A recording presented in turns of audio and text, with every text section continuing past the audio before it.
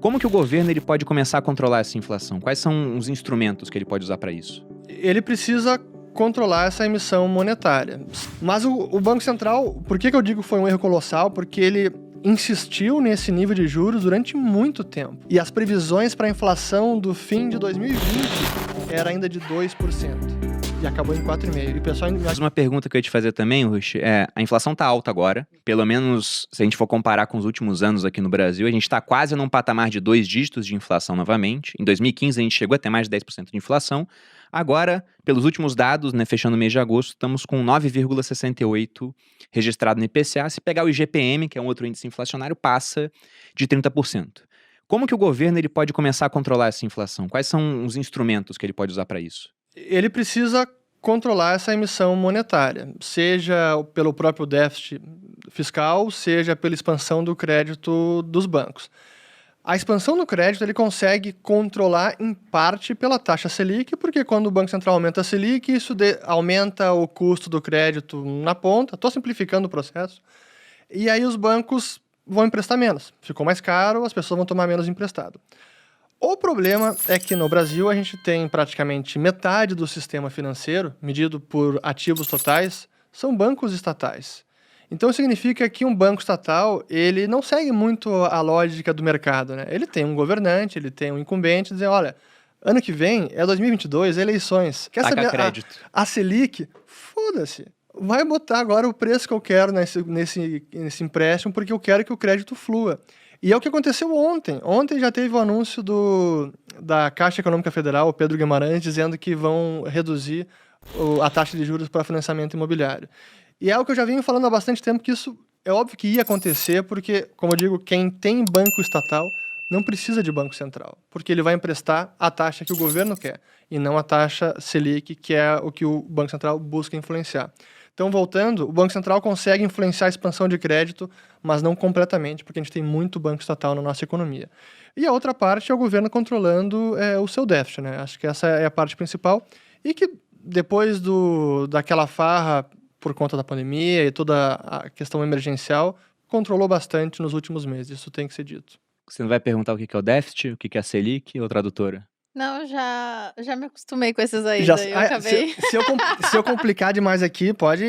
Porque não entendi, a Malu pode faz falar. esse papel, né? de fazer Mas as eu tava perguntas pensando, idiotas. se as pessoas não souberem o que é o déficit, por exemplo, no ano passado, a diferença entre o que o governo arrecada. E outro dia eu falei arrecada sim, mas é assim, ó. A gente arrecada pra caramba. Né?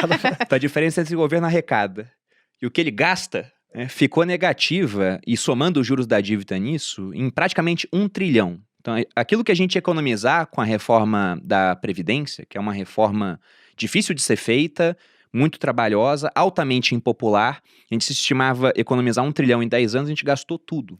Em um ano apenas. Em um ano, por conta da pandemia. E agora, a gente continua triste gastando isso daí, mais do que a vai. gente arrecada, e a estimativa passada pelo Instituto Fiscal Independente, que é um órgão do governo, então talvez até tenha ali, né, é independente, mas está vinculado ao governo, teria talvez um estímulo para falar, olha, não é tão mal assim. Não acredito que seja o caso, mas é sempre bom também ter esse tipo de visão, né? Eles falam que a gente só vai voltar a gastar menos do que a gente arrecada lá para 2027. Ou seja, falamos aqui de taxa de juros e de controlar esse gasto. Então, o gasto ele vai permanecer excessivo durante bastante tempo. E a taxa de juros agora, a Selic, que é essa taxa base da economia, eles estão subindo. Só que ainda está muito baixa, né? E ficou muito baixa no ano passado. Você acha que foi um erro colocar uma Selic em 2% Eu lá em acho 2020? que foi um erro colossal do Banco Central ter mantido a Selic por tanto tempo em 2%. Primeiro, na minha visão, nem deveria ter reduzido tanto. Mas reduziu lá em agosto do ano passado. Ainda estávamos no meio daquela incerteza enorme, ninguém sabia o que ia acontecer, se ia acabar a economia, todo mundo pro buraco. Realmente era quase um cenário de talvez depressão. Assim, esse era o medo que as pessoas tinham, e governantes, Banco Central também. Então, até naquele momento, assim, digamos, maio, junho, julho, ok, dá para desculpar.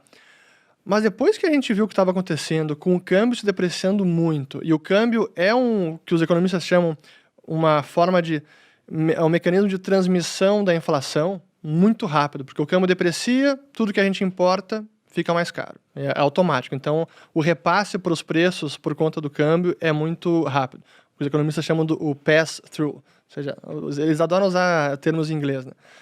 Mas é verdade. Então, o câmbio depreciou demais e o nosso diferencial de juros, que é a nossa taxa básica menos a taxa básica americana, chegou também no menor patamar de toda a história.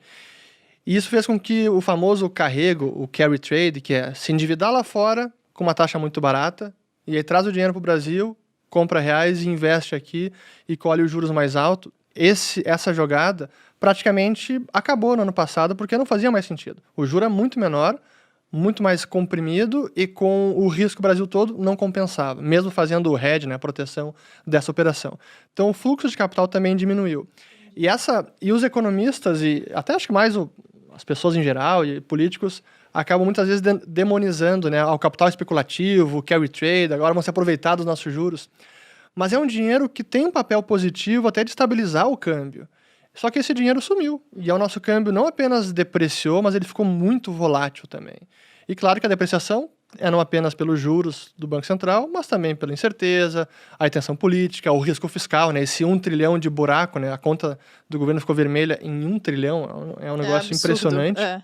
Mas o Banco Central, por que eu digo que foi um erro colossal? Porque ele insistiu nesse nível de juros durante muito tempo. Eu lendo, isso não apenas o Banco Central, mas uma boa parte do mercado também errou. Porque lá em outubro do ano passado, quando já estava claro que a inflação estava aumentando, alimentos já estava acima de 10%, o câmbio já tinha passado de 5%, e as previsões para a inflação do fim de 2020 era ainda de 2%, e acabou em 4,5%. E o pessoal, imagina, em outubro, prevendo que ia acabar 2020 com 2%, assim, erraram tanto em tão pouco tempo ali, e ele insistiu foi março desse ano, né? Sim, quando começou a aumentar. E até eles adotaram aquela política o Forward Guidance, né? Que durou bem pouquinho aqui, né? Cara, quando eu vi aquele negócio, para quem não sabe, né? O Forward Guidance é uma ferramenta, digamos assim, de política monetária que o Banco Central americano, o Federal Reserve, começou a adotar depois da crise de 2008, porque ele manteve as taxas em zero e não ia aumentar tão cedo. Então ele diz, pessoal, a partir de agora, a nossa orientação prospectiva, essa tradução do Forward Guidance, vai ser manter as taxas em zero a perder de vista. Não sabemos quando vamos aumentar, então é para o longo prazo. E o Banco Central resolveu adotar essa mesma ferramenta e dizer, agora o nosso Forward Guidance é de taxa de juros nesse nível por um bom período. Não chegou a especificar quanto tempo seria. E 3 reuniões depois teve que abandonar o Forward Guidance porque, cara, era incompatível com a nossa realidade. A gente é uma economia emergente, relativamente fechada, a nossa moeda não é plenamente conversível, a gente não tem essa livre movimentação real mesmo de capitais, então nosso fiscal é muito pior, não tinha nenhum sentido, mas eles insistiram nisso e deu no que deu. Então, para mim sim, foi um erro, e acabou que aquela ideia de, a Selic em 2% é importante, que vai estimular a economia, vai trazer benefícios, ajuda o fiscal também, porque como tem uma parte da dívida que é atrelada à Selic, o Tesouro Selic, a LFT, então reduz a Selic, ajuda o fiscal também.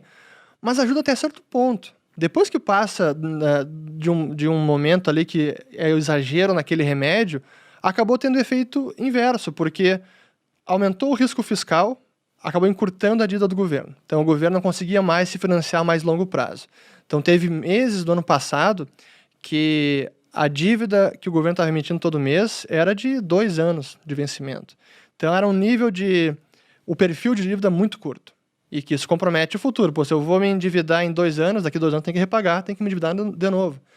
Então, a Selic muito baixa só trouxe malefício, na minha visão, foi um erro grande do Banco Central, e agora, que era o meu receio anterior, por manter tanto tempo nesse patamar, quando tiver que subir, vai correr o risco de ter que subir demais. E é exatamente o que está acontecendo agora. Já estamos aí com as projeções do Boletim Focus para 8% em 2021 e 2022 também.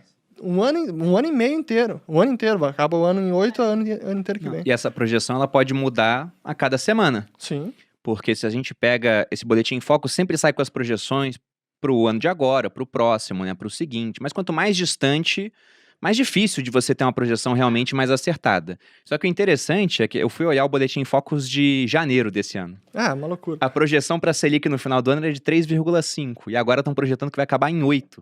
Meu Sendo que eles estão Deus. revisando para cima e pode acabar em mais do que isso, né? Eu não acho que esse ano a gente vai voltar a ter uma Selic acima de 10%, porque teria que aumentar muito e só temos mais 3 reuniões. Elas acontecem a cada 45 dias. Não deve acontecer. Não tem tanto espaço. Agora, no ano que vem ainda, por exemplo, com disputa eleitoral, com promessas populistas na mesa, pode ser que o dólar dispare. Se o dólar dispara, tudo que é importado fica mais caro. O que a gente pode exportar também, né?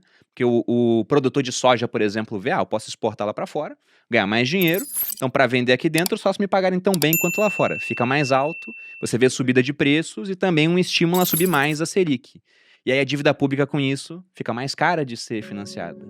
Então, no final das contas, a inflação ela é terrível, né? Porque te força a subir juros. Só que ela é muito pior também para quem tem menos, no final das contas, né? Claro, porque quem tem menos não consegue se proteger, né? Não tem tantas formas assim de conseguir manter o seu poder de compra. E no final, às vezes, o pobre, ele gasta basicamente com essas coisas que tem muita inflação. Por exemplo, alimento.